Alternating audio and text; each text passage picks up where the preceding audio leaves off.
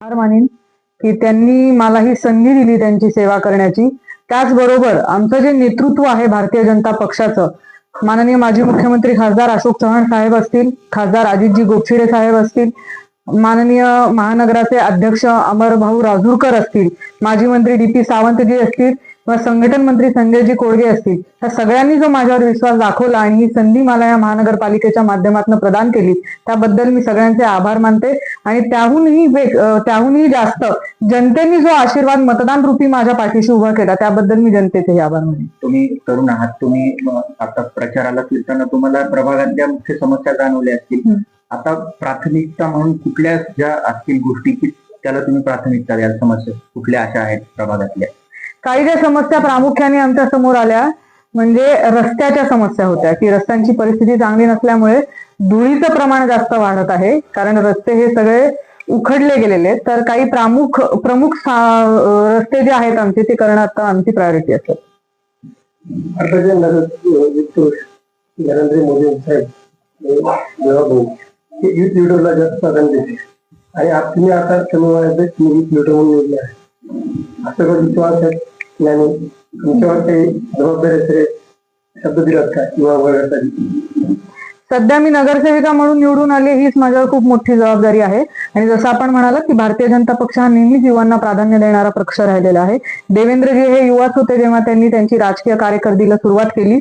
आपण पाहताय की भारतीय जनता पक्षाचे राष्ट्रीय अध्यक्ष नितीन नवीनजी हे देखील एक युवांमध्ये त्यांची आपण गिनती करू शकतो. मैथिली ठाकूर या पहिल्या जेनझी आमदार बिहारच्या झालेल्या आहेत. भारतीय जनता पक्ष हा तरुणांना आणि नवी पिढी आणि रिलिव्हंट राहणारा पक्ष आहे आणि त्यांनी मला ही संधी प्रदान केली आणि हेच माझ्यावर आता नगरसेवक म्हणून खूप मोठं दायित्व आहे की जनतेच्या समस्यांचं समाधान मी करावं. युवा वर्गाची तुम्ही भावना तुम्हाला लक्षात येते. तर महिलांच्या सुरक्षेसाठी विद्यार्थ्याच्या आता आपण पाहतोच लव कॉलेज वर्ग असतील किंवा नांदेड शहरामध्ये गुन्हेगारी वाचते असतील, तर पहिल्या तुलनेत तुम्ही तुमच्या मैत्रिणीकडून मला तुमच्या युवा तरुणीकडून तुम्ही काय म्हणजे काय सुरक्षा दिला? मी सर्वप्रथम ते हे पुनश्च एकदा सांगते, मी मागे माध्यमांना बोलताना हे सांगितलं होतं की मी स्वतः विद्यार्थी चळवळीतली कार्यकर्ती आहे आणि माझं शिक्षण देखील घराबाहेर राहून पुणे महानगरात झालेलं आहे. म्हणून युवती ज्या प्रायमरीली प्रॉब्लेम्स फेस करतात त्या मला पूर्णपणे माहिती आहेत. म्हणून इथे जे शिक्षण घेण्यासाठी विद्यार्थी येतात किंवा जे शिक्षणही बाहेरच्या गावातून इथे येऊन घेत नाहीत, पण त्यांना काही समस्या असतील त्या समस्यांचं समाधान एक नगरसेविका म्हणून लोकप्रतिनिधी म्हणून करणं तर माझा दायित्वाचाच भाग आहे. पण त्याहूनही जास्त मी सांगते, एक त्यांची मोठी बहीण म्हणून, त्यांची ताई म्हणून मी त्यांच्यासाठी त्यांच्या सेवेत सदैव तत्पर राहीन. जिथपर्यंत प्रश्न उत्पन्न होतो गुन्हेगारीचा, तर गुन्हेगारांचा देखील जर प्रश्न आपण माझ्यासमोर मांडला तर त्याही बाबतीत पोलीस प्रशासनाशी हा मध्ये जो दुवा आहे तो एक नगरसेवक आहे. जनता आणि पोलीस प्रशासन किंवा कोणताही प्रशासन त्याच्यामधला दुवा, तो गॅप ब्रिज करण्याचा प्रयत्न मी पूर्णपणे करीन, हे आश्वासन आपल्या माध्यमातून देते. तुमच्या आई जुनी आणि जाणती नगरसेवक होती, ज्यावेळेस भाजप इथे वाढत होती, तर आज 41चा आकडा घातला आणि साडेसाहेब जुने राहिले, म्हणजे मूळ बेस तुम्ही भाजपचे आहे. आज काय वाटतं आपल्याला 41 गाठलं? मला असं वाटतं की हे जे नगरसेवक सगळे निवडून आलेले आहेत भारतीय जनता पक्षाचे, मी माझ्या एका भाषणातही म्हणाले होते की मी प्रतिनिधित्व करते प्रत्येका त्या व्यक्तीचं ज्यांनी हे स्वप्न पाहिलं होतं.